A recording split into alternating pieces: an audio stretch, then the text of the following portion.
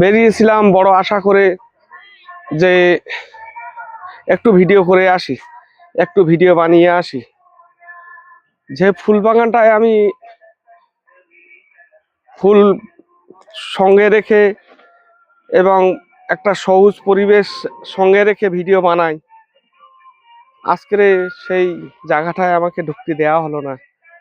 বললাম তা বললো নে, মানা করে দিল।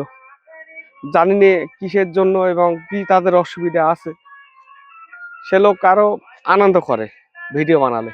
হ্যাঁ, ভিডিও বানাও ভাই বানাও, কিন্তু আজকে বললো যে না ভাই আজকে আর ঢুকো না। কেন আমি কিছু বুঝলাম না। এক জায়গায় এসে বসেছিলাম, জানি ভাবছিলাম এখানে বসে বসে ভিডিও বানাবো, কিন্তু মন মতিটা মোটেই ভালো লাগলো না। তাই হাঁটতে হাঁটতে যাচ্ছি আর ভাবলাম কিছু না কিছু একটা তো ভিডিও বানাই, আপনাদের সঙ্গে শেয়ার না করলে তো বুঝতেই পারবেন না একটা ভিডিও বানানো সত্যিকারের কত কষ্ট এবং কতটা নিলিবিলি পরিবেশ চাই।